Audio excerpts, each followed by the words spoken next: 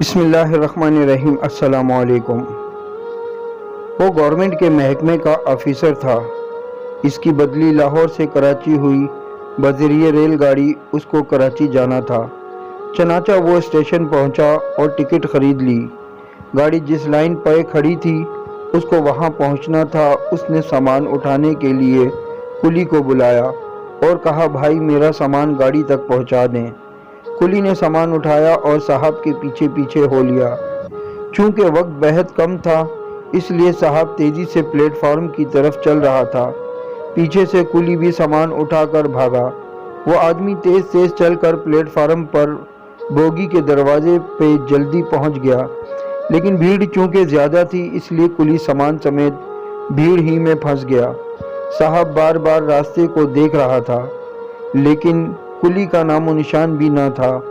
اتنے میں گارڈ نے وسل دی اور ٹرین چلنی شروع ہوئی۔ صاحب اس پر چڑھ بھی نہیں سکتا تھا کیونکہ پیچھے اس کا سامان رہ جانا تھا۔ بالآخر اس کو ٹرین چھوڑنی پڑی۔ گاڑی سے رہ جانے کی وجہ سے صاحب کو بہت غصہ ہوا کہ میرا پروگرام سارا مس ہو گیا۔ گاڑی دور جاتی رہی اور مسافر ہاتھ ہلا ہلا کر اپنے عزیزوں کو رخصت کرنے لگے۔ جب پلیٹ فارم میں لوگوں کا رش کم ہوا تو سامنے سے کلی پسینے میں شعبور سامان اٹھائے ہوئے صاحب کی طرف بڑھتا ہوا دکھائی دیا۔ کلی قریب آیا تو اس کے چہرے پہ افسوس اور شرمندگی کے واضح آثار موجود تھے۔ صاحب مجھے معاف کر دیں، میں نے وقت پہ پہنچنے کی بہت کوشش کی لیکن بھیڑ زیادہ ہونے کی وجہ سے میں وقت پہ پہنچ نہیں پایا۔ صاحب کو غصہ تو بہت آیا لیکن سوچا گاڑی تو ویسے بھی مس ہو گئی ہے، اب اگر میں اس کلی کا قتل بھی کر دوں تو بھی گاڑی نے آنا تو ہے نہیں، لہٰذا غصہ ہونے کا کوئی فائدہ نہیں۔ کوئی بات نہیں، اللہ کو ایسے منظور تھا تو ایسا ہی ہونا تھا، اس کی مرضی کو کون ٹال سکتا ہے۔ چلو میں آج نہ صحیح کل چلا جاؤں گا، صاحب نے پیار سے مسکرا کر جواب دیا۔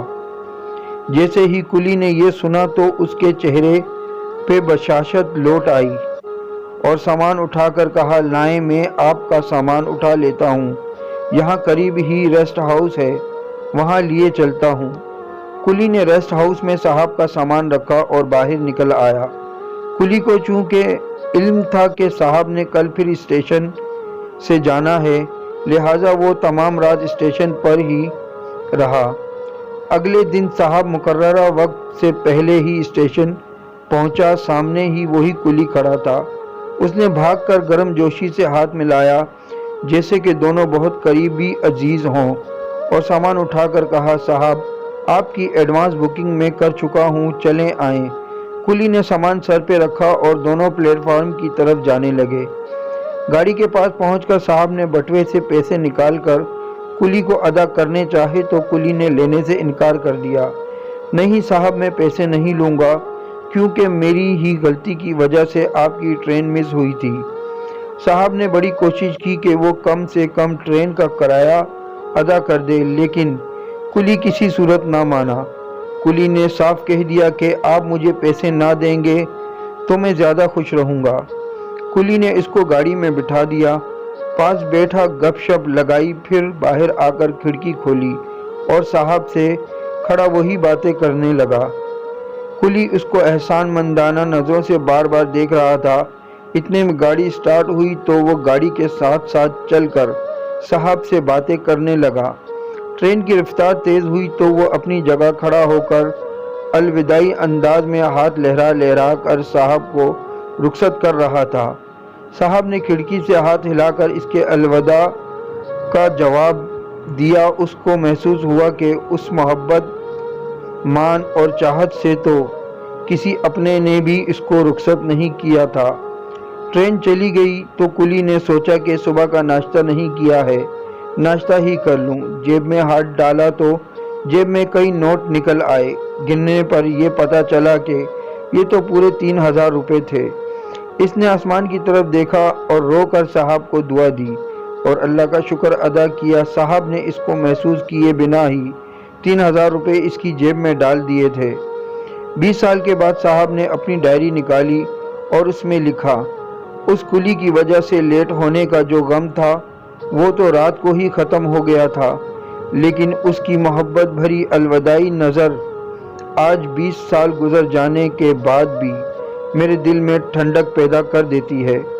मुझे ट्रेन लेट होने का गम और अफसोस नहीं, अफसोस इस बात का है कि एक मोहब्बत भरा इंसान मैं स्टेशन पे छोड़ आया। ये बंदा गालियां देकर भी अपने गुस्से का इजहार कर सकता था और कुली सुनकर चला जाता, लेकिन साहब ने माफ़ कर दिया। माफ़ करने का ये नतीजा निकला कि कुली ने एहसान माना, उसने लेट होने की वजह से सामान वापसी उठाकर रेस्ट हाउस भी छोड़ा और सुबह उसका एडवांस टिकट भी लिया और वापस सामान उठाकर गाड़ी में रखा, दुआएं भी दी और मोहब्बत से रुखसत भी किया। जी हाँ, जब इंसान दूसरों की गलतियां माफ़ कर देता है तो उनकी गलतियों की तकलीफ़ तो याद नहीं होती, लेकिन माफ़ करने का मज़ा ज़िंदगी भर इंसान को महसूस होता है। वीडियो अच्छी लगे तो लाइक करें, कमेंट करें, शेयर करें और मेरा यूट्यूब चैनल सब्सक्राइब करके बेल आइकन का बटन दबाएं ताकि ऐसी अच्छी वीडियो आपको मुतवातर मिल सके।